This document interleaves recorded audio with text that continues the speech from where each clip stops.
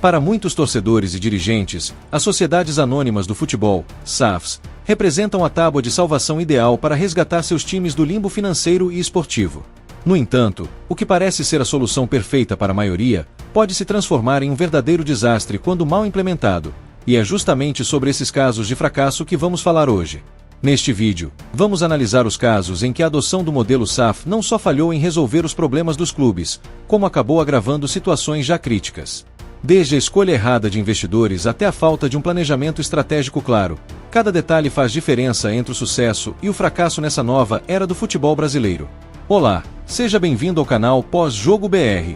No vídeo de hoje, vamos falar sobre SAFs que fracassaram no futebol. Mas antes, não esqueça de curtir, se inscrever e ativar o sino de notificações para não perder nossos conteúdos. Depois da vinheta, vamos ao assunto.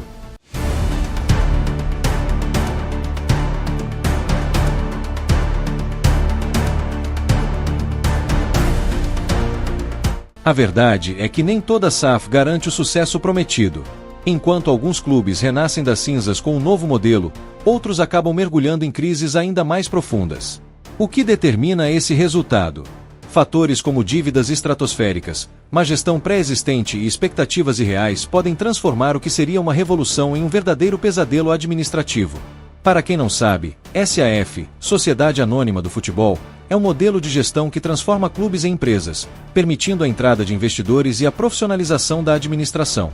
Criada pela Lei 14.193/2021, a SAF separa o futebol profissional das outras modalidades do clube, possibilitando a venda de ações e maior sustentabilidade financeira. No Brasil, o modelo mais comum é a venda ou cessão do futebol profissional, e algumas categorias de base, a um investidor, enquanto o clube original mantém o controle sobre outros esportes. Um exemplo é o Cruzeiro. 90% do futebol pertence ao empresário Pedro Lourenço, enquanto a associação mantém 10% e gerencia outras modalidades, como o vôlei. Por que algumas SAFs fracassam? Nem todo time se beneficia desse modelo. As SAFs que dão errado, em geral, envolvem times com dívidas impagáveis, muitas vezes maiores que seu valor de mercado. Má gestão prévia, que deixa um legado de problemas financeiros e administrativos. Pressão por resultados imediatos, sem um planejamento de longo prazo. O Vasco da Gama é o grande símbolo desse fracasso no Brasil. Enquanto o Botafogo, também SAF, deu certo com o grupo John Testor, o Vasco enfrenta crise sob comando da 777 Partners. Mas por que a diferença? O caso Vasco, herança problemática e expectativas irreais. O Vasco já chegou à SAF com dívidas estratosféricas acumuladas por anos de má gestão, cultura de gastar para ganhar, sem sustentabilidade financeira, pressão da torcida e ex-dirigentes, que muitas vezes priorizam títulos a qualquer custo, mesmo que isso signifique mais endividamento. Quando um clube vira SAF, ele deixa de ser do torcedor e passa a ser uma empresa. E como toda empresa, precisa dar lucro.